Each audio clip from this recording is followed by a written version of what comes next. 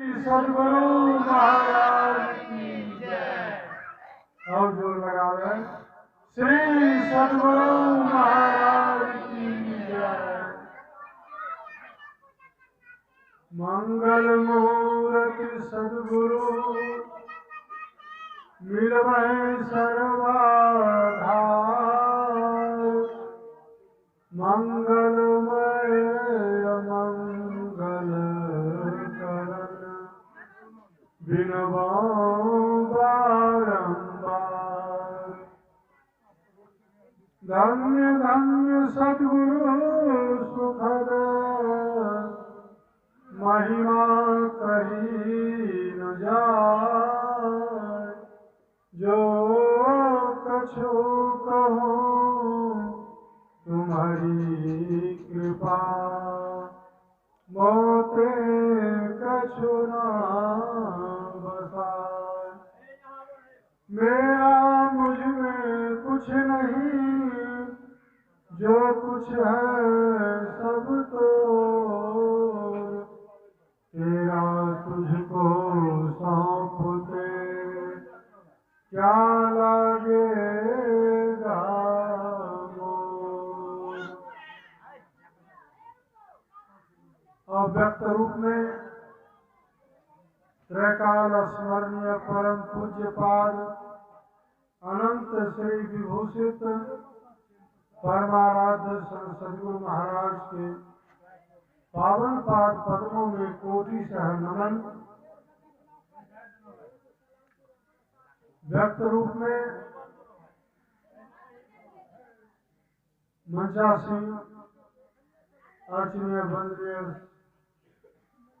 साधु समाज एवं यत्र तत्र से एकत्र सत्संग प्रेमी महानुभाव सज्जन वृंद, धर्मशीला माताओं एवं भक्तिमती बहनों एवं प्यारे बच्चों, सिया राम मैं सब जग जानी, करो प्रणाम जोरी जुग पानी। अभी हम लोग प्रातः काल का संतमत का सत्संग स्वर्गीय रामदेव बाबू के दरवाजे पर कर रहे हैं।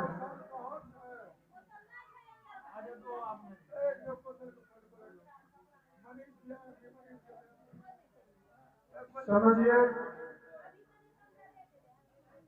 रामदेव बाबू बहुत पुण्यात्मा थे।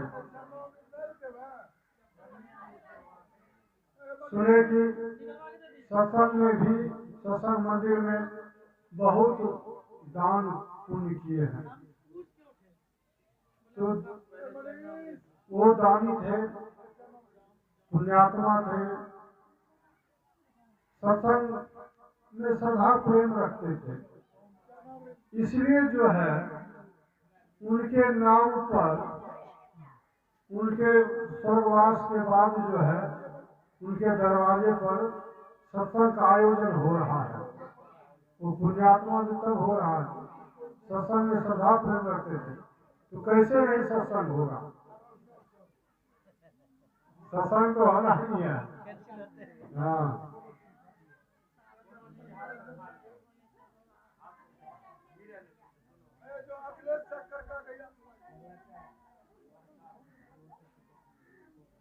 और इस सत्संग में कुछ पाठ होता है, उस पाठ के आधार पर चर्चा होती है। अभी जो आप लोग पाठ सुने, 20वीं सदी के महान संत महर्षि में ही परमहंस जी महाराज के द्वारा संकलित और रचित सत्संग योग चारों भाग का पाठ सुने, जिसमें प्रथम भाग से वेद भगवान का उपदेश सुने। उसके बाद दूसरे भाग से संत सम्राट संत शिरोमणि कबीर साहब की वाणी सुने, और अंत में चौथे भाग से गुरु महाराज महर्षि नहीं परमहंस जी महाराज की वाणी सुने। तो इस पाठ से विदित होता है कि सत्संग की महिमा है। सत्संग की क्या महिमा है वो भी सुन रहे थे।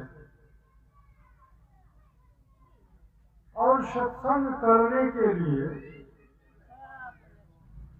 वेद भगवान भी उपदेश करते हैं।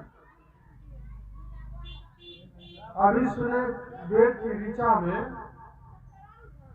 ओम युंजान प्रथम मनस्तत्वा सहिता धियम अग्नेर ज्योतिर्निचार्य पृथिव्याभ्याभर।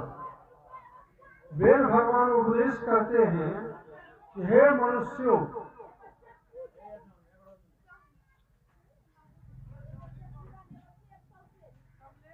मनुष्यों को उपदेश कर रहे हैं, मनुष्य मात्र को, कोई गाय बैल कुत्ता बिल्ली को नहीं, सिर्फ मनुष्यों को उपदेश कर रहे हैं, सभी मनुष्यों को।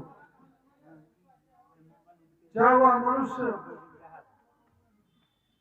इस देश के हो या विदेश के हो, या पुरुष हो या स्त्रियां हो, चाहे किसी जाति को हो, नीच से नीच जाति को हो, उच्च से उच्च जाति को हो, सबको उपदेश कर रहे हैं। चारों वर्णा को दे उपदेश, चारों वर्णों को उपदेश देते हैं। चाहे कोई पढ़े लिखे विद्वान हो, उनको भी उपदेश करते हैं, या चाहे कोई मनुष्य निरक्षर हो, कोई अक्षर पढ़ा लिखा नहीं है, उनको भी उपदेश करते हैं। यानी मनुष्य होना चाहिए, मनुष्य मात्र को उपदेश करें, सभी मनुष्यों को उपदेश करें। क्या उपदेश कर रहे हैं? कहते हे मनुष्यों, जगत प्रसव करता ईश्वर का तत्व ज्ञान प्राप्त करने के लिए पहले बुद्धि योग होना चाहिए, उसके बाद मानस योग होना चाहिए, उसके बाद अग्नि योग होना चाहिए, ज्योति योग। योग के इस दृढ़ भूमि को अपने अंदर अच्छी प्रकार धारण करें। इतना हल्ला कर माता जी, हल्ला मत करिए, शांति से। भगवान उपदेश करते हैं मनुष्यों को कि यदि इस परमात्मा का तत्व ज्ञान चाहते हैं तो तत्व रूप में परमात्मा कैसे है जानना यदि चाहते हैं, पूर्ण रूप से जानना चाहते हैं, साक्षात्कार भी करना चाहते हैं। जानना दो प्रकार का होता है। ज्ञान का मतलब जानना, ज्ञान का मतलब जानना, तो जानना भी दो प्रकार का। एक जानना होता है कि बुद्धि में हटा लेना, परमात्मा के बारे में सुन समझ के जानना, बुद्धि में हटाना। ईश्वर, कितने तो लोग मानते ही नहीं कि ईश्वर है, कहते न है ईश्वर। जो नहीं है, जो मानते कि नहीं है ईश्वर, तो समझिए वो नास्तिक है। लेकिन जो मानते कि हम ईश्वर है तो आस्तिक कहलाते हैं। तो ईश्वर के बारे में यदि ठीक ठीक जानना चाहते हैं तो पहले बुद्धि में हटाइए, उसके बारे में जानिए। तो कहाँ जानेंगे? तो इसी सत्संग में। बिनु सत्संग विवेक न होई, राम कृपा बिनु सुलभ न सोई। जब तक सत्संग नहीं करेंगे, विवेक नहीं होगा, सारा सार का ज्ञान नहीं होगा। क्या कर्तव्य कर्म है, क्या अकर्तव्य कर्म है, नहीं जान पाएंगे। क्या विधि कर्म है, क्या निषेध कर्म है, क्या खाद्य पदार्थ है, क्या अखाद्य पदार्थ है, क्या पेय है, क्या अपेय है, यह नहीं जान पाएंगे। जब तक सत्संग नहीं करेंगे, विवेक नहीं होगा। इसी विवेक के नहीं होने के कारण से, ज्ञान नहीं होने के कारण से लोग जो नहीं कर्म करने का वो भी करते, जो नहीं खाने का वो भी खाते थे, जो नहीं पीने का वो भी पीते हैं। मत्स्य मांस को खाद्य पदार्थ लोग समझते हैं कि मांस मछली जो है ना खाने की चीज है और खाते हैं खूब। तामसिक भोजन करते हैं, राक्षस वाला भोजन करते हैं, राक्षस वाला मन रहता है, कुकर्म होता, पाप होता है, झूठ चोरी नशा हिंसा व्यभिचार करते हैं। क्यों? सत्संग के अभाव में। यह नहीं करने का है, झूठ चोरी नशा हिंसा व्यभिचार नहीं करने का, लेकिन तब भी सत्संग के अभाव में कुकर्म करते हैं लोग। लेकिन यदि सत्संग करते हैं लोग तो उनका सुधार होता है, वो ये पंच पापों को नहीं करते हैं, मांस मछली नहीं खाते पीते, वैष्णव बनते हैं और अच्छा कर्म करते हैं, शुभ कर्म करते हैं, दान पुण्य करते हैं, परोपकार करते हैं, भलाई करते हैं। और सबसे बढ़कर के शुभ कर्म क्या है? ईश्वर का भजन, भक्ति। भक्ति भी करते हैं, सत्संग करने से भक्ति वो करते हैं। इस सत्संग में क्या लाभ है? अभी सुन रहे थे कबीर साहब की वाणी। इस सत्संग में लाभ बहुत है। तुरंत मिलावे गुरु से मिलाते हैं तो गुरु की प्राप्ति होती, सदगुरु की। पक्के गुरु मिलते हैं, उनसे सदुक्ति लेकर के भजन भेद लेकर के भजन करते हैं, आंतरिक भजन, परमात्मा को पाते हैं। तो पहले जानना होता है सत्संग में आकर के, फिर पहचान वाला ज्ञान भी होगा यदि ध्यान करेंगे तो। इस सत्संग को गुरु महाराज, हमारे गुरु महाराज जो तस्वीर लगी हुई है जो देख रहे हैं, महर्षि में ही परमहंस जी महाराज, इन्होंने कहा इस सत्संग को 2 भागों में विभक्त किए। नित्य सत्संगति करो बनाई, अंतर बाहर 2 विधि भाई। धर्म कथा बाहर सत्संगा, अंतर सत्संग ध्यान होगा। यह तो बाहरी सत्संग है, लेकिन दूसरा होता आंतरिक सत्संग, अंदर में सत्संग करते हैं, ध्यान जिसको कहते हैं। तो दोनों प्रकार का जो सत्संग करते हैं तो समझिए वो एक न एक दिन वो परमात्मा को पा लेते हैं, एक न एक जन्म में उसका कल्याण हो जाता है, मुक्ति मिल जाती है, मोक्ष मिल जाता है। आवागमन के चक्कर से वो सदा के लिए छूट जाते हैं। तो वही वेद भगवान उपदेश करते हैं कि यदि ईश्वर का तत्व ज्ञान पाना चाहते हो तो पहले क्या करो? बुद्धि योग। बुद्धि योग यही सत्संग है जिससे परिमार्जित बुद्धि होती है। सत्संग करने के लिए कहा और उसके बाद आंतरिक सत्संग भी करने के लिए कहा वेद भगवान कि मानस योग करो। मानस योग क्या है? मानस योग जो भजन भेद लेते हैं वो जानते हैं। एक नाम का जप, एक रूप का ध्यान, यही मानस योग है। परमात्मा के बहुत नाम है। दादू सृजन हार के केते नाम अनंत, चित्त आवे सो लीजिए यो साधु सुमरे संत। बहुत नाम है परमात्मा के, एक नाम का सहारा लीजिए, जपिए उसको, चाहे जो मन में आवे नाम, लेकिन गुरु प्रदत्त होना चाहिए, अपने मन से नहीं। गुरु बतावे, सदगुरु बतावे, वो नाम जपिए, गुरु धारण कीजिए। जीवन में गुरु होना चाहिए, गुरु नहीं, गाय बैल नहीं, गुरु, पक्का गुरु। उनसे सदुक्ति लेकर के भजन कीजिए, एक नाम का जप कीजिए, भगवान का नाम जपिए, स्मरण कीजिए, याद कीजिए। और जिसका नाम जपते हैं उसका नाम के समन्वित रूप का ध्यान कीजिए। वो बहुत देखिए ध्यान में, जैसे देखे होंगे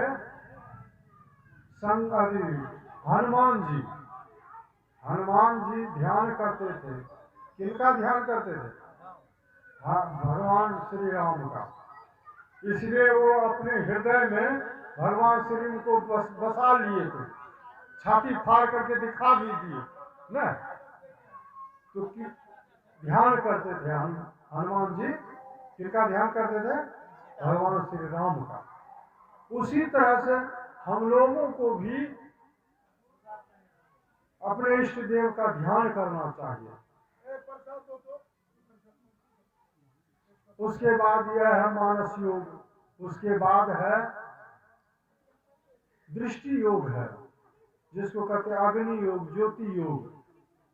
दोनों दृष्टि धार को एक करते हैं, देखने की कला से अपने अंदर में देखते हैं।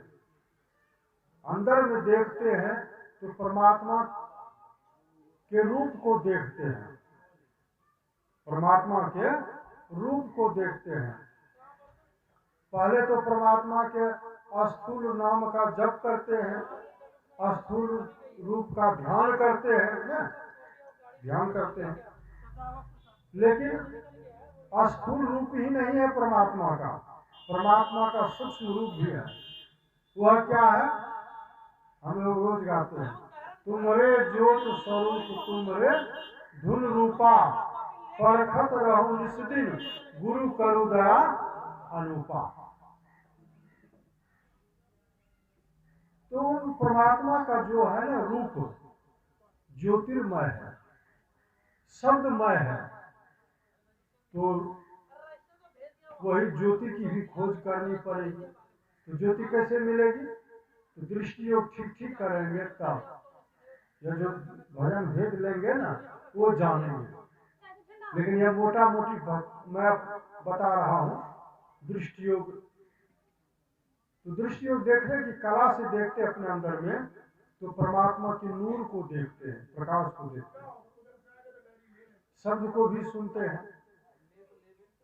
तो यही कहते हैं ज्योति योग, इसको कहते हैं।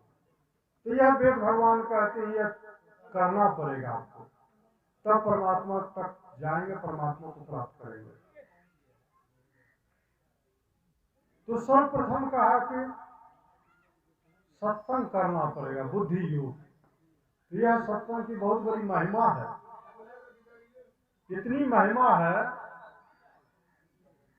गोस्वामी तुलसीदास जी महाराज कहते हैं, कर्म प्रधान विश्व करी राखा, जो जस करहि सो तस फल चाखा। इस संसार में कर्म ही प्रधान है, जो जैसा कर्म करते हैं उसको वैसा फल मिलता है। जैसा कर्म करोगे वैसा फल देगा भगवान, यह है गीता का ज्ञान। और कर्म करने का अधिकार है हम लोगों को, लेकिन फल पाने का अधिकार नहीं है। जैसा कर्म करेंगे उस अनुसार जो है परमात्मा हमको फल देंगे। जैसा कि भगवान श्री कृष्ण भी कहते हैं गीता में कि कर्मण्येवाधिकारस्ते मां फलेषु कदाचन। कर्म करने का तेरा अधिकार है, फल पाने का नहीं। फल तो मैं दूंगा, तुम जैसा कर्म करो। दो तरह का कर्म हम लोग भली भांति जानते हैं, संसार के लोग तो करते हैं, एक अच्छा कर्म, दूसरा बुरा कर्म। जो अच्छा कर्म करेंगे, परोपकार करेंगे, इसी को वेद व्यास ने कहा, अष्टादश पुराणेषु व्यासस् वचन द्वयम् परोपकारा पुण्या पापा पर पीडनम। यानी 18 पुराणों की रचना की है वेद भगवान। 18 पुराणों की रचना की है कौन? वेद व्यास। और उसमें दो ही बातें रखी है। क्या है? परोपकार करना, दूसरे की भलाई करनी, मदद करना, तन मन धन से मदद करना जो है यही क्या है? पुण्य है। और दूसरे को पीड़ा देना, सताना, कष्ट देना, तो समझिए यही पाप है ना। यह दो तरह का कर्म, पाप और पुण्य। तो जो अच्छा कर्म करता है उसको पुण्य कर्म कहते, जो बुरा कर्म करता है पाप कर्म करते। तो दोनों का फल अलग अलग मिलता है। जो पुण्य कर्म करते, परोपकार करते, भलाई करते लोगों का, तो उसको सुख मिलता है। महर्षि संत सेवी परमहंस महाराज कहा करते थे, कर भला होवे भला, करके भलाई देख ले। कर बुरा होवे बुरा, करके बुराई देख ले। किसी को यदि आप मारते पीटते हैं, सताते हैं, मर्डर कर देते हैं, तो आपको बदला कहीं नहीं जाएगा, आपको भी मारेगा दूसरे जन्म में। कहता हूं कहीं जात हूं, कहा जो मान हमार, जाका अगर तू काटी हो सो फिर काट तो हार। जिसका गला काटते हैं दूसरे जन्म में आपका भी गला काटेगा, बगला कहीं नहीं जाएगा। कर बुरा हो बे बुरा, आपकी बुराई होगी, बुरा काम करेंगे, अच्छा काम करेंगे, मदद करेंगे लोगों को, तो आपकी भी मदद आपको भी मिलेगा, सुख मिलेगा। तो यह दो तरह का कर्म बताया, जैसा करेंगे वैसा। लेकिन यह दोनों तरह का कर्म जो है, संत महात्माओं ने कहा चाहे कोई कर्म कीजिए, दोनों बंधन है, संसार में बांधे रहेगा, आवागमन के चक्र में आप पड़े रहेंगे। जन्म लेना मर जाना, जन्म लेना मर जाना, पुनरपि जननम पुनरपि मरणम पुनरपि जननी जठरे शयनम। बार बार जन्म होता है, बार बार मरण होता है, बार बार हम लोगों का माता के जठराग्नि में आते हैं। अब सबसे बड़ा यह दुख है, जन्मत मरत दूसरा दुख हुई, जन्मना मरना सबसे बड़ा दुख है। इसी को गुरु महाराज ने कहा, हमारे गुरु महाराज महर्षि नहीं परमहंस महाराज, आवागमन श्रम दुख दूजा है नहीं जग में कोई, इसके निवारण के लिए प्रभु भक्ति करनी चाहिए। चाहे बुरा कर्म करते हैं आप, लोगों को सताते हैं, पाप कर्म करते हैं, तो लोहे की जंजीर से आप बंधे हैं। यदि आप अच्छा ही कर्म करते हैं, खूब दान पुण्य करते हैं, सोना चांदी ही दान क्यों नहीं करते हैं, कपड़ा लता अन्न दान करते हैं, बहुत कुछ करते हैं दान, लेकिन यह भी एक बंधन है। कौन सी का बंधन है? सोने की जंजीर से आप बंधे। तो फर्क क्या पड़ता है, लोहा का जंजीर है कि सोना का जंजीर? दोनों तो जंजीरें है ना, दोनों बंधन है, आवागमन के चक्र से नहीं छूट सकते।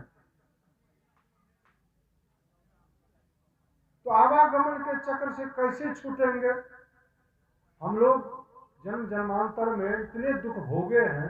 देखिए संसार में दुख ही दुख है, क्या सुख है? सुख नहीं है, दुखालय है संसार। कबीर साहब ने कहा, तन धर सुखिया कोई न देखा, जो देखा सो दुखिया हो। उदय अस्त की बात कहत है, सब क्या किया विवेका हो।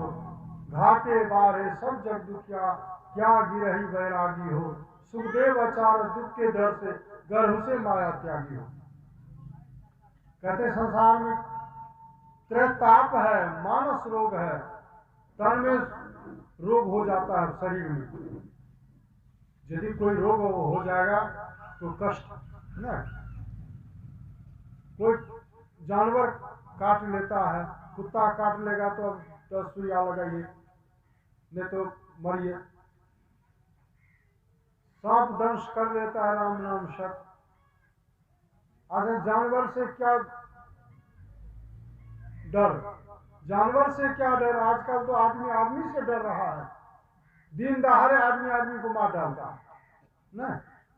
यह जो है भौतिक ताप है, और होता है दैविक ताप, ईश्वर की प्रकोप। बाढ़ आ जाती है, यहाँ बिहार में तो साले साल बाढ़, कितने जान माल की क्षति होती है। भूकंप होता है, एक बार भूकंप हो गया, हम सत्संग कर रहे थे तिलकामा जी में, दुमाला पर बैठे थे, इसी तरह डोलने लग गए, हिलने लगे। हाँ, कितना लोग तो नीचे उतर के भाग गया, हल्ला हो गया, भागो भागो। तब कुछ देर के बाद तब शांत हुआ। कहते यहाँ तो कुछ नहीं हुआ, भारत देश में कुछ हुआ, उत्तरी भारत में कुछ जानवर की क्षति हुई, लेकिन ज्यादा हुआ नेपाल में। नेपाल में जो है एक टावर, बहुत बड़ा टावर, वो गिर गया, उसके गिरने से बहुत लोग दब के मर गए। यह भूकंप होता है, बस से ट्रेन से जाते हैं, दुर्घटनाग्रस्त होते, राम नाम सर। यह त्रैताप है। मानस रोग होता है, हम लोगों को मन में रोग होता है। क्या रोग होता है? छठ विकार के शिकार होते हैं, काम क्रोध लोभ मोह मद मात्सर्य, छठ विकार सताता है, उसके वेग में बह जाते हैं, कुकर्म हो जाता है। जब कुकर्म होगा तो कुकर्म पाप होता है, तो पाप होगा तो पाप का बाप आएगा एक दिन, जमदूत आपको पकड़ के ले जाएगा, कहाँ? नरक ले जाएगा, वहां दुख देगा सूक्ष्म शरीर को, और यहाँ भी दुख होगा स्थूल शरीर में। तो इस तरह से कहते हैं यहाँ दुख ही दुख है। लोग कहते हैं सुखालय है संसार में, लेकिन सुखालय नहीं है, दुख ही दुख है। कहते हैं हम लोग इतने रोए हैं जन्म जन्मांतर में, इतने रोए हैं, छाती पीटे हैं, सभी आंसुओं को यदि इकट्ठा कोई करता हिंद महासागर बन जाता। हम इतने जले हैं, मरे हैं, हमारी हड्डियों को कोई इकट्ठा करता, कहते हैं हिमालय पहाड़ बन जाता। युग युगान चाहू खानी में भ्रमी भ्रमी दुख भूली। युग युगान में, युग युग से हम इतने रोए हैं, दुख भोगे हैं कि उस दुख को भूल गए। हम अगले जन्म में क्या दुख भोगे याद है किसी को? लेकिन दुख भोगे हैं, भूले हुए हैं। तो कहते हैं इतने रोए हैं, इतने दुख भोगे हैं कि बोलने की बात नहीं है। हम इतने रोए, हमारे दुख को देख करके परमात्मा को दया आ जाती है, बहुत दुख भोगा है। इसको जो है दुख से छूटने के लिए, मुक्ति प्राप्त करने के लिए, आवागमन से छूटने के लिए मौका देना चाहिए। तो क्या मौका देते हैं? भक्ति करने के लिए मनुष्य का शरीर देते हैं। कबहू की करी करुणा नर देही, देत ईश बिनु हेतु सुनहि। कभी अकारण सुने करने वाले परमात्मा क्या देते हैं? मनुष्य का शरीर देते हैं। जाओ तुम भजन करो और 84 लाख जोनियों से सदा के लिए छूट जाओ। आकर 4,84,000 जोनी भ्रमति है जीव अविनाशी। फिरत सदा माया कर प्रेरा, काल कर्म स्वभाव गुण घेरा। कहते 4 खानियों में, 4 खानियां है, अंडज पिंडज, उसमें अंकुर है।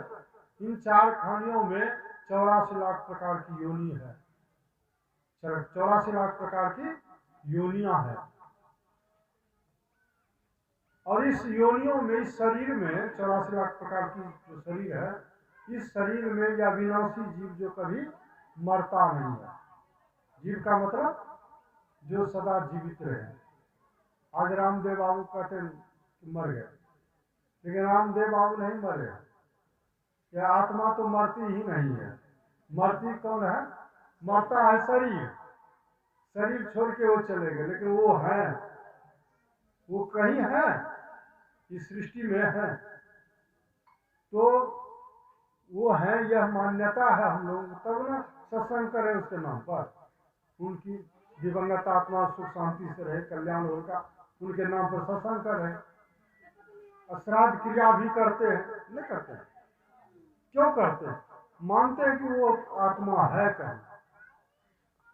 यह अविनाशी जीव है। इस जीव के बारे में, इस आत्मा के बारे में भगवान श्री कृष्ण भी गीता में कहते हैं। क्या कहते हैं? नैनम छिद्यंती शस्त्राणि, नैनम दहति पावकः, नो चैनम किलोदंतो तापो, नो शोषयति मारुतः। कहते इस आत्मा को कोई अस्त्र शस्त्र काट नहीं सकता, इस आत्मा को पानी भिगा नहीं सकता, इस आत्मा को हवा सुखा नहीं सकती है, इस आत्मा को आग जला नहीं सकती। ऐसी आत्मा है, अजर अमर है, विनाशी है। तो कहते फला मर गया। मरने का मतलब क्या? मरने का मतलब यही है कि जब शरीर पुराना हो जाता है, जर्जर हो जाता है, कमजोर हो जाता है, रहने लायक नहीं रहता है, गाल मुंह चुटक करके वृद्धावस्था में न कमजोर हो जाता है, तो क्या करता है? जीव शरीर को छोड़ देता है, शरीर से जीव निकल जाता है और फिर दूसरे शरीर को धारण करता है। इसी को मरना कहते हैं। चोला बदल होता है। इसी को फिर कहते भगवान श्री कृष्ण कि वसांसी जीर्णानि यथा विहाय, नवानि गृह्णाति नरो पराणि, तथा शरीरान्य विहाय जीर्णान्यानि सयाति नवानि देहि। भगवान कहते हैं जिस प्रकार से कि हम लोग कपड़ा पहनते हैं, नया कपड़ा क्या सब दिन नया रहता है, पुराना हो जाता है, फट जाता है, चित्रा में उसको हटा देते हैं, उसके बाद नया कपड़ा फिर धारण करते हैं।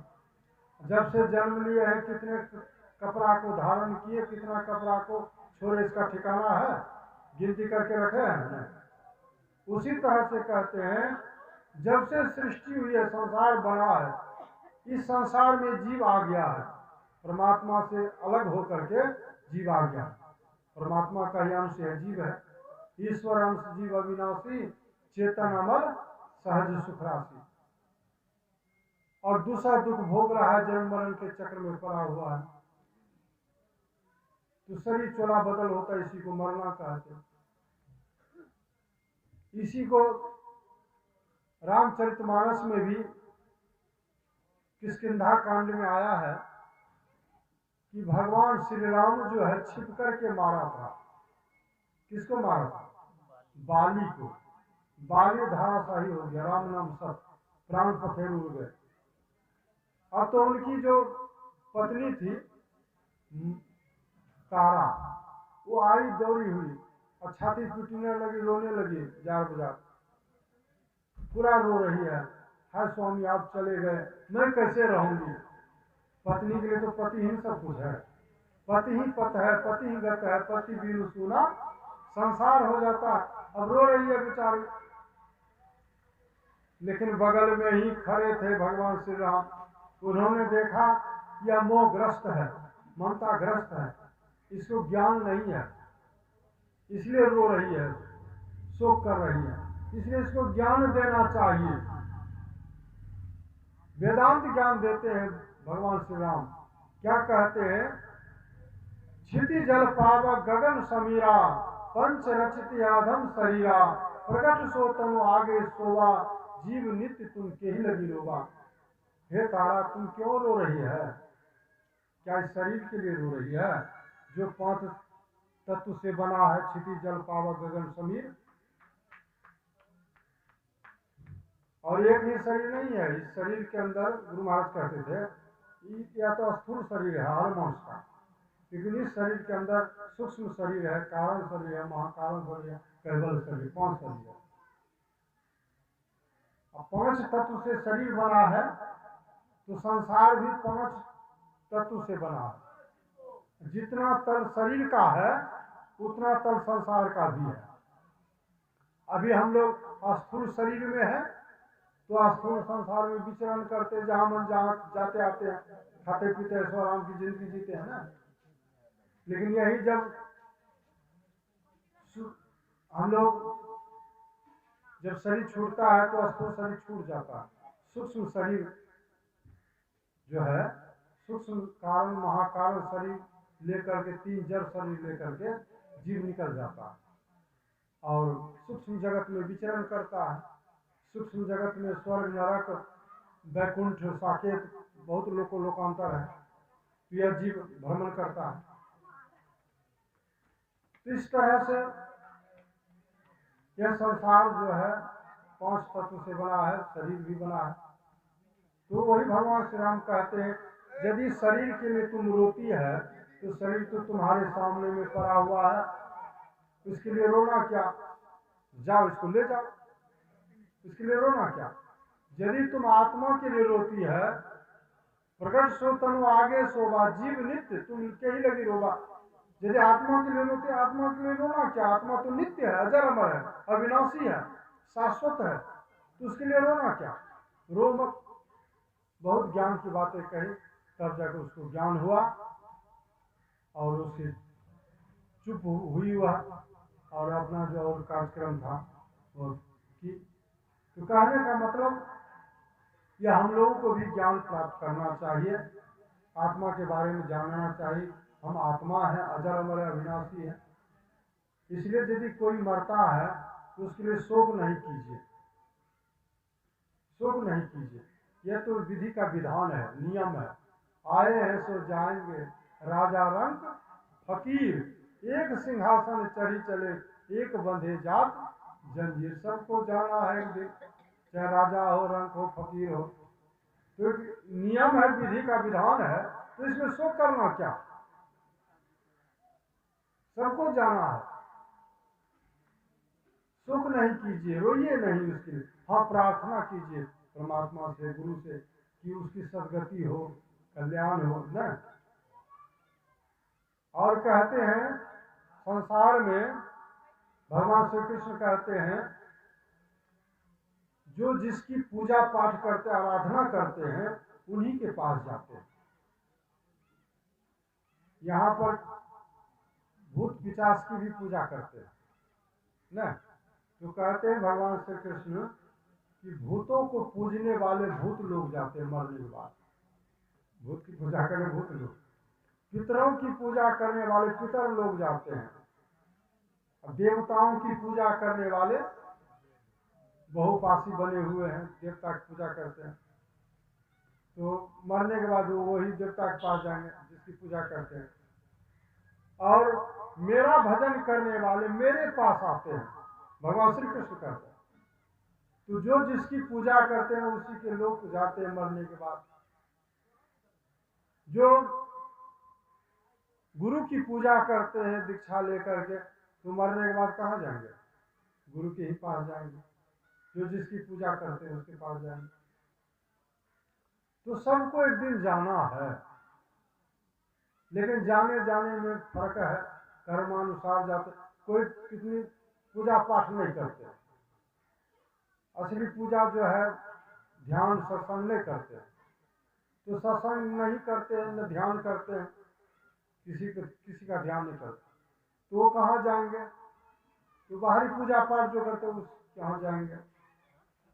तो जैसे भी हो जाना ही पड़ेगा, जाते ही हैं, यह ध्रुव निश्चित है। जो अच्छा कर्म करते हैं तो वो स्वर्ग जाते हैं, जो बुरे कर्म करते हैं नरक जाते हैं, लेकिन जाना पड़ेगा। तो इस तरह से कहते हैं यह सत्संग कितनी बड़ी महिमा है। हम लोग आवागमन के जो चक्र में पड़े हैं, यह कैसे मिटेगा? तो इसके लिए कहते हैं एक तीसरे प्रकार का कर्म है। वह क्या है? ईश्वर भक्ति। सदगुरु से सदयुक्ति लेकर के, भजन भेद लेकर के आंतरिक भजन करेंगे थोड़ा थोड़ा, तो हम जो है मुक्ति को प्राप्त करेंगे, ईश्वर को प्राप्त करेंगे। आवागमन का चक्र सदा के लिए छूट जाए। इसलिए कबीर साहब भी कहते हैं कि सुकिरत कर ले नाम सुमर ले, हो जाने कल की जगत में खबर नहीं पल की। एक पल का भी खबर नहीं है संसार में, कब मर जाएंगे, कोई ठिकाना है? देखते हैं बच्चा भी मर जाता है, जवान होके मर जाता है, बूढ़ा को तो मरना ही है, पक्का फल के समान है। कब गाछ से तू जाएगा, बेटे में मर जाता, राम नाम सब, कोई ठिकाना। वही कहते हैं गुरु नानक साहब, न बालक नहीं यौवने, नहीं वृद्धि कछु बंद, वो अवसर नहीं जानिए, जब आ पड़े जम फंद। कब जम फंदा लेके आ जाएगा इसका ठिकाना नहीं है। इसलिए हम लोगों को चाहिए, चलती चक्की काल की दिया कबीरा रोज, दो पाटन के बीच में साबुत बचाना कोई। काल रूपी चक्की दिन रात चल रही है, अजीब पिसा रहा, कोई साबुत आज तक नहीं बचा। लेकिन फिर कहते हैं कबीर साहब, कोई कोई धीर वीर ज्ञानी ध्यानी बचता है। कौन बचता है? आसे पासे जो रहे, निपट पिसावे सोच, किला से लागा रहे, ताको विघ्न न हो। कौन बचता है? हाँ, परमात्मा रूपी कील से सट करके है, परमात्मा की भक्ति करता है, वो बचता है। वो काल के गाल में नहीं जाता, परमात्मा के यहां हो जाता। इसलिए कहते हैं काल के चक्र से वो छूट जाते हैं। जो ध्यान करते हैं काल से छूटते हैं। गुरु महाराज ने भी कहा, माघ भूखा बाघ काल के, माघ भूखा बाघ काल के, बचो ध्यान के गाँव रे। काल मुख से निमुख भागो, बचो ध्यान के बल भाई। ऐसो अवसर खोयो तो रोइयो पछताए के। मनुष्य शरीर मिला अनमोल देव दुर्लभ शरीर भक्ति करने के लिए, भक्ति नहीं करेंगे तो काल के गाल में जाएंगे। बाघ जो है ना, काल रूपी बाघ मुंह फैलाए हुए है, भूखा बाघ, उसके गले में जाएंगे तो छोड़ेगा, निगल जाएगा तुरंत। उसी तरह हम भी काल के गाल में चले जाएंगे, कोई बचा नहीं सकता। लेकिन बचना है काल के गाल से तो हम भक्ति करें, ईश्वर की भक्ति करें, भजन करें। भजन तो सब कोई करते हैं संसार में, देखते हैं अष्टजाम करते हैं, हरे राम हरे कृष्ण हरे राम हरे ना, व्रत त्योहार करते, मूर्ति पूजा करते, क्या क्या नहीं करते। लेकिन क्या वह असली भजन है? असली भजन वह नहीं है, वो बाहरी भजन है। उससे आपका कल्याण नहीं होगा, आवागमन चक्र नहीं छूटेगा।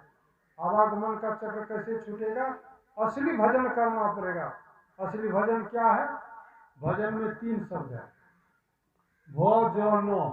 भो का मतलब भव, जम न जन्म, नम न नहीं। ऐसा भजन हो कि भव में जन्म नहीं हो। भव का मतलब संसार, आना जाना छूट जाए। तो ऐसा भजन कौन है? बाहरी भजन नहीं, वो आंतरिक भजन है। वो सदगुरु से जानना पड़ेगा रहस्य। यह गुप्त भेद पाना किसी ग्रंथ से है असंभव, समझ लो किसी संत से। संत से समझना पड़ेगा। बिन दया संतन की में ही जानना इस राह को, हुआ नहीं होता नहीं, वो होनहारा है नहीं। जब तक संत के शरण में नहीं जाएंगे तो हम लोग का उद्धार नहीं है। संत शरण जो पड़ा, ताही का लगा ठिकाना, और कहीं नहीं कुशल, सकल बैराट चबाना। कहीं कुशल नहीं होगा। कुशल होगा तो संत के ही चरणों में। संत सदगुरु धारण करेंगे, उनसे सदुक्ति लेंगे, भजन करें, तभी कल्याण होगा। तो भजन करने के लिए हम लोगों को ये वेद भगवान उपदेश दिए, मान जप करें, मान ध्यान करें, दृष्टियोग करें, नादानुसंधान करें। ये चारों क्रियाएं हैं, साधनाएं हैं, इनको जान करके करेंगे तभी कल्याण होगा। ध्यान के साथ साथ सत्संग भी करें। गुरु महाराज का उद्घोष है कि सत्संग नित और ध्यान नित रहिए, करत संलग्न हो, बेविचार चोरी नशा हिंसा झूठ कजना चाहिए। रोज सत्संग करें, बाहर रोज ध्यान करें, भजन भेद लेकर के, और सदाचार का पालन करना चाहिए। अपनी रहनी को संभालना चाहिए।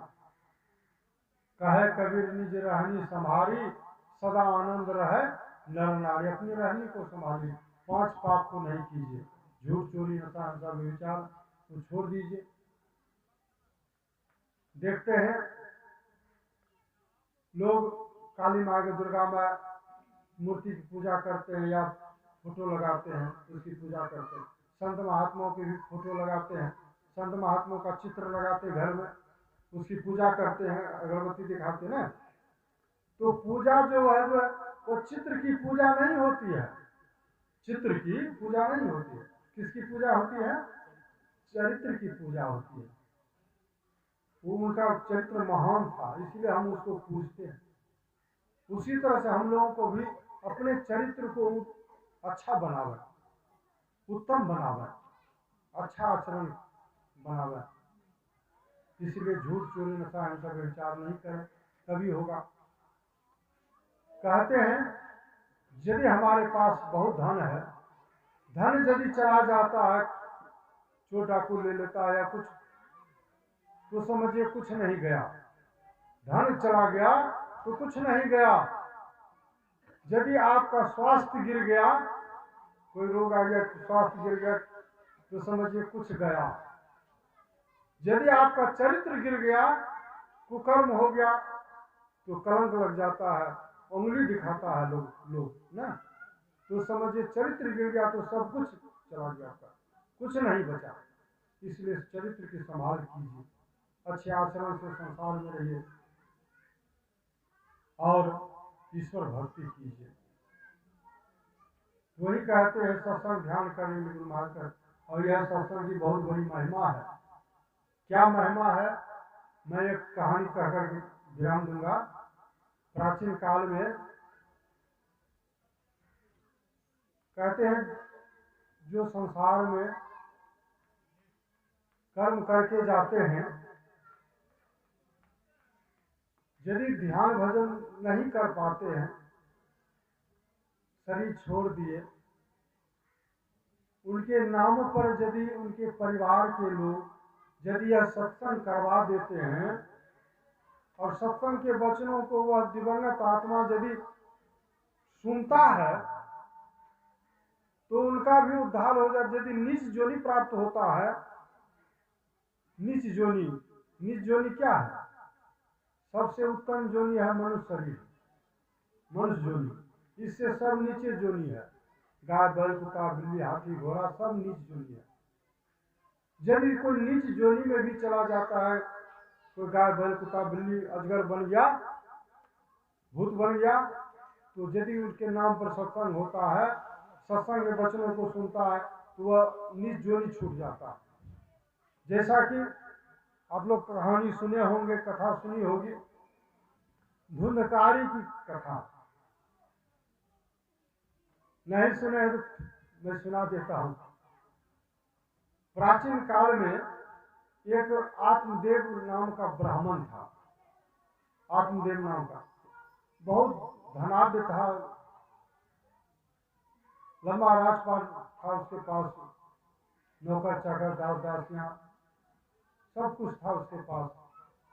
लेकिन कहते हैं उनको एक पुत्र नहीं था, एक भी पुत्र नहीं, पुत्रहीन था। और कहते जो पुत्रहीन होता है उसको समाज में जो है हे दृष्टि से देखता, ताना मारता है, भला बुरा कहता है। यदि सुबह सुबह नजर पड़ जाए तो पुत्र निपुत्र से कहते आज इसका हम मुख देख लिए निपुत्रा का, यही होता था। तो सुनते सुनते तंग आ गया और कहा कि ऐसे जीवन को पाकर के मर ही जाना ठीक है। यह सोच कर आत्महत्या कर लेंगे। आत्महत्या करने के लिए वो नदी किनारे जाने लग गए और नदी किनारे जा करके जैसे अग्नि में जो है ना, अथी में गंगा जी में कूदना चाहा, कूद के मर जाएंगे। लेकिन किसी को आत्महत्या नहीं करनी चाहिए, बहुत बड़ा पाप लिखता है। परमात्मा दिए हैं मनुष्य शरीर भजन करने के लिए, लेकिन इस शरीर को आप जला लेते हैं या गंगा जी में कूद जाते हैं, गाड़ी में कट जाते हैं, विष खा लेते हैं, तो शरीर को छूट गया आपका। बहुत दंड देगा परमात्मा, रौरव नरक में दे देगा, बहुत दुख देगा। इसलिए शरीर आत्महत्या नहीं करनी चाहिए, विष नहीं खाना चाहिए। दुख होता है, दुख के मारे टेंशन से लोग मर जाता है। लेकिन कितनो टेंशन है, कितनो दुख है, दुख को सहिए। धीरज धर मित्र नारी, आपातकाल परखई चारी। धीरज के साथ रहिए, दुख सहिए। दुख होगा कभी सुख भी होगा, दुख सुख तो आता जाता रहता। घबराइए नहीं, रोइए नहीं।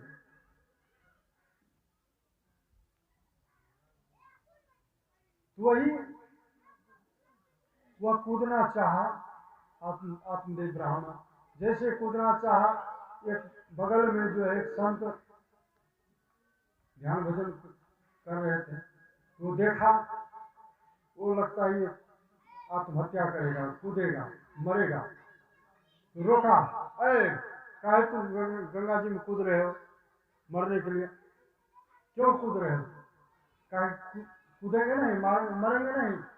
हमको पुत्र नहीं है, लोग ताना मारते हैं, कुछ से कुछ कहते हैं, पुत्रहीन हूं मैं, इसे बढ़िया मर ही जाना ठीक है। कहा तुम मरो मत, तुमको पुत्रहीन चाहिए, आओ मेरे पास। तो महात्मा जो है उस आत्मदेव ब्राह्मण को एक फल दिए, फल, और कहा देखो तुम अपनी पत्नी को जाके खिला दो और समय पाकर के पुत्र की प्राप्ति होगी। तो आत्मदेव ब्राह्मण जो है घर गया और अपनी पत्नी को वो फल दिया। उनके पत्नी का नाम था धुंधली। कहा प्रिय लो, ये महात्मा ने दिया है फल, खाओ तो पुत्र रत्न की प्राप्ति होगी। तो उसकी पत्नी जो धुंधली थी वो फल लिया, और लेकिन उसके मन में जो है कुभा आ गया। सोचने लगी यदि मैं फल को खाऊंगी तो मैं गर्भवती हो जाऊंगी और पेट बड़ा हो जाएगा, चल फिर नहीं पाऊंगी, और यदि बगल में पड़ोसी घर में आग लगे तो सब तो भाग जाएंगे, मैं भाग नहीं पाऊंगी, मैं जल के मर जाऊंगी। इसलिए फल खाना ठीक नहीं, और ऊपर से प्रसव की पीड़ा सहनी पड़ती है, कौन इतना दुख मोल ले, नहीं, खाना ठीक नहीं है।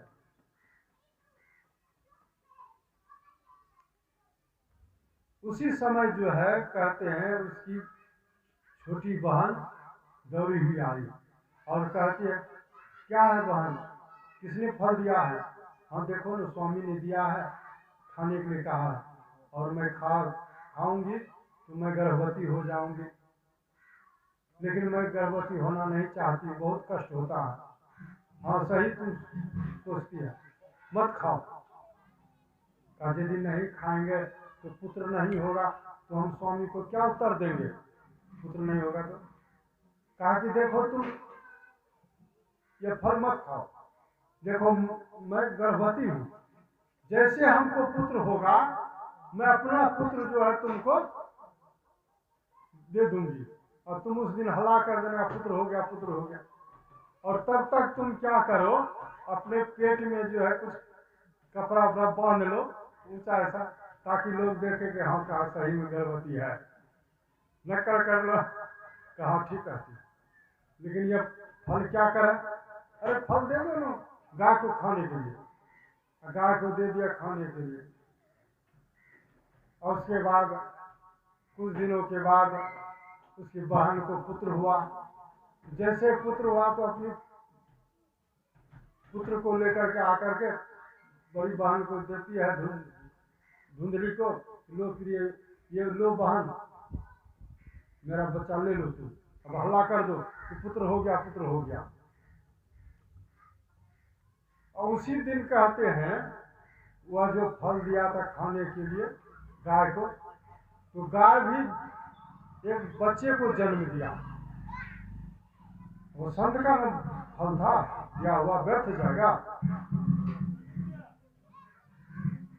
तो गाय से भी एक बच्चा जन्म हुआ, और वह बच्चा मनुष्य के समान था, लेकिन गाय से जो जन्म लिया था इसलिए गाय के समान कौन था उसका। अब तो एक पुत्र क्या, दो पुत्र हो गया, हल्ला किया, दो पुत्र की प्राप्ति हो गई। क्या उत्साह छा गया, तो खुशी छा गई, और जन्मोत्सव का ज्योतिषों को बुलाया गया, संत महात्माओं को, पूरा भोज भंडारा पूरा एकदम। अब तो एक पुत्र क्या, दो पुत्र हो गया आत्मदेव ब्राह्मण को। ज्योतिषों से कहा कि आप दोनों बच्चा का जो है, दोनों लड़का का नाम रख दीजिए। तो नाम रखा ज्योतिषों ने, जो पहले उसी का जन्म हुआ था गाय से, तो उसका नाम रखा गौकर्ण, गाय के समान कौन था, गौकर्ण नाम रखा। और ये जो धुंधली से जन्म लिया था इसलिए इसका नाम रखा धुंधकारी। ऐसे धुंधली से तो जन्म में ही लिया था, उसके बहन की थी, लेकिन नाम तो इसी का न पड़ा। और दो पुत्र, खुशी का वातावरण छा गया, स्नेह स्नेह दोनों बालक बढ़ने लगा, और दोनों का स्वभाव जो है एक से दूसरे का विपरीत।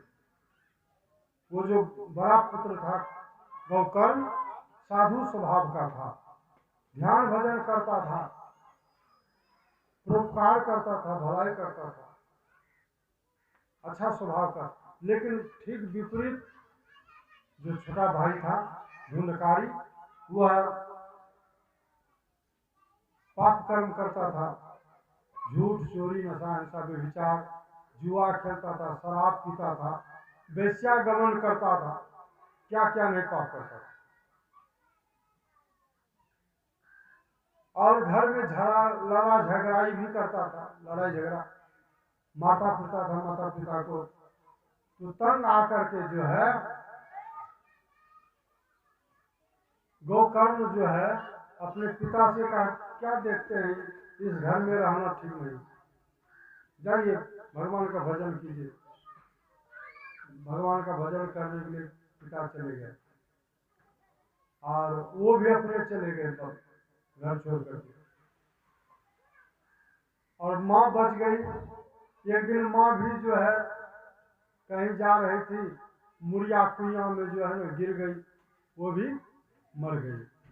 अब घर में तो कोई रहा नहीं, अब तो और मनमानी करने लगा। पहले तो जाता था वेश्यागमन करने के लिए बाहर, लेकिन अब वेश्याओं को ही बुला लेता था, वह वेश्यागमन करता था, जुआ खेलता था, शराब पीता था। लेकिन वह जो वेश्या आती थी, एक दो वेश्या में 5-6 वेश्या, वेश्या सब ने देखा कि इनको अपार संपत्ति है बहुत। सबने विचार किया, सब वेश्या मिलकर विचार किया कि बहुत संपत्ति है इसको, किसी तरह इसकी जान ले ले, धुंधकारी की, मार दे इसको, मारने के बाद इसकी सारी संपत्ति को लूट लेंगे। वही क्या, सब विचार करके एक दिन जो है ना धुंधकारी का गला दबा दिया, ठोठा चपा दिया, राम नाम सत्य, धुंधकारी मर गया, और सब संपत्ति को लूट करके भाग गई वेश्या। अब वह जो मर गया धुंधकारी, मरने के बाद वह क्या हो गया, कभी तो अच्छा कर्म किया नहीं था, ध्यान भजन भी नहीं किया था, इस कारण से वह प्रेत बन गया, भूत जोनि प्राप्त हो गया। कबीर साहब ने भी कहा, दीवाने मन भजन बिना दुख पहियो, 7 जन्म पछतइयो, पहला जन्म भूत के पहियो, 7 जन्म पछतइयो। कहते कांटे पे पानी न पहियो, प्यासा ही मर जइयो।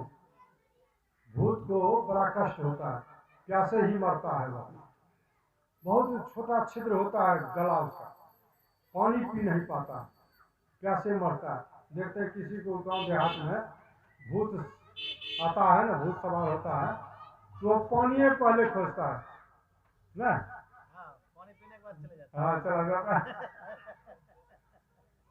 कहते वो भूत बन गया, बड़ा कष्ट होता था उसको, और घर में तो कोई रहा नहीं, कहते जो घर में कोई नहीं रहे तो भूत वास कर देता है। भूत वास कर, एक बस बिट्टा था उसको, बस बिट्टा एक बांस में रहने लग गया, वह धुंधकारी हवा हुआ करता था, कष्ट होता था, रोता था, चिल्लाता था, जो भी आता तो डर जाता था, बहुत कष्ट होता है।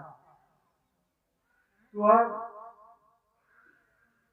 लोगों से कहता था, हमको मेरा उद्धार करो कोई, मैं बहुत कष्ट पा रहा हूँ, मुझे कष्ट हो रहा है, लेकिन कौन उसका उद्धार करेगा।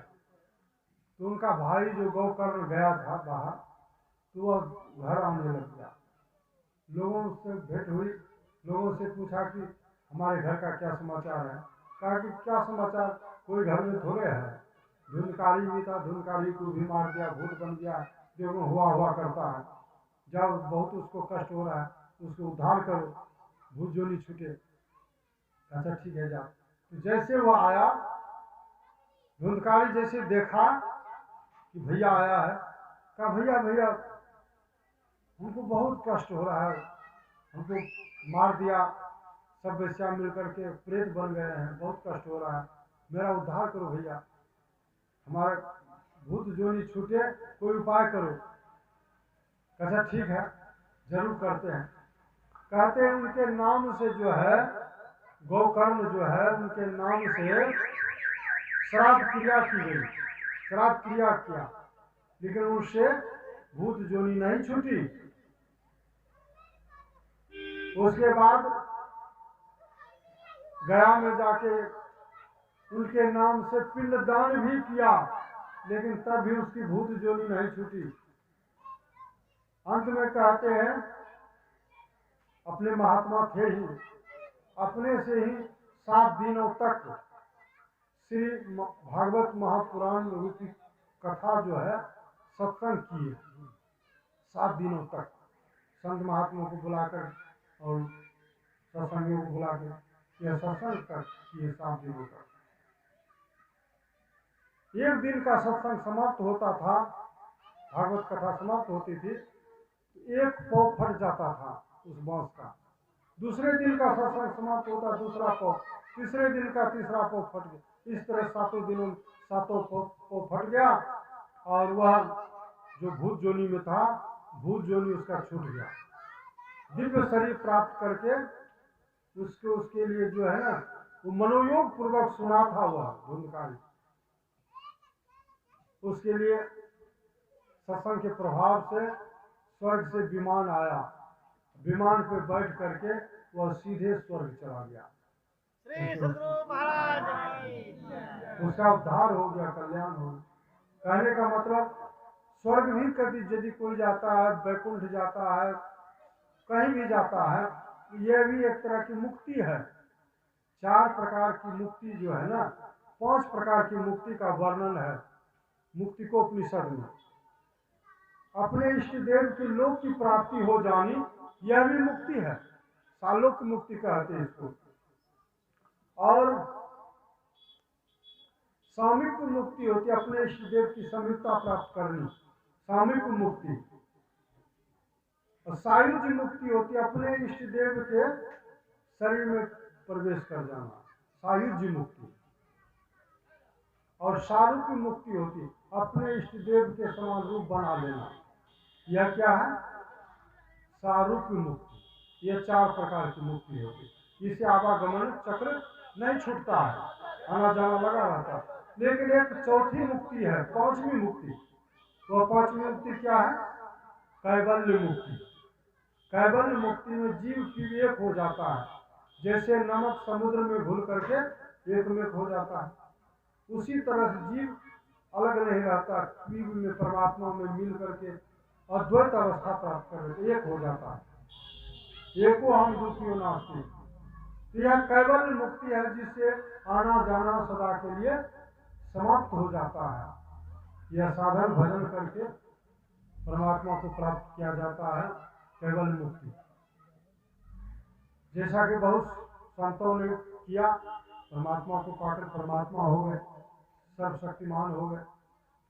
जैसे माँ सबरी भी जो नारी थी, लेकिन नारी भी भक्ति करके महान बन गई। वह पूर्ण भक्ति कर ली जीते जी, सब शरीर को छोड़ दिया। और कहते हैं, तजी जोग पावक दे हरिपद लीन भई जा नहीं फिरे। वहां चली गई सबरी भक्ति करके, जहां से फिर कोई लौटता नहीं है। इस भव सागर में आवागमन का चक्र छूट जाता, सब दुख क्लेश। उसी तरह से कहते हैं, हम लोग भी कैवल्य मुक्ति प्राप्त करेंगे ध्यान भजन करके, तो परमात्मा को पाएंगे, सदा के लिए कल्याण होगा। परमात्मा को जान करके परमात्मा ही हो जाते हैं। सोई जान ही जेहू देहू जलाई, जानत तुम्हें हो जाए। परमात्मा को जान के परमात्मा ही हो जाते हैं। आवागमन का चक्र सदा के लिए छूट जाता। कहते सरिता जल जल निधि मह जाई, हो अचल जिमी जीव हरि पाई। सरिता कहते नदी को, घाघरा, गंडक, बूढ़ी गंडक, बागमती, कमला, कोसी, जितनी भी नदियां हैं, बहते बहते समुद्र में जब मिल जाती है नदियां, तो वो नदी नहीं कहलाती, क्या कहलाता है? समुद्र। उसी तरह जीव साधना करके परमात्मा को पा करके परमात्मा ही हो जाते हैं। आवागमन का चक्र सदा के छूट जाता है, सब क्लेश दुख उद्धार हो जाता है उनका। तो अपने सुख शांति के लिए, कल्याण के लिए यही सत्संग ध्यान एक रास्ता है, दूसरा नहीं है। परमात्मा तक जाने का रास्ता एक ही है, वह ध्यान का रास्ता है, वो अंदर का रास्ता, बाहर का नहीं। अंदर में चलिए ध्यान। तो इस तरह से हम लोग भी जो यह कर्म करके जाते हैं उनका उद्धार होता ही है, जिनके नाम पर सत्संग होता है उनका भी उद्धार होता है। तो कहने के प्रेम से श्री सद्गुरु महाराज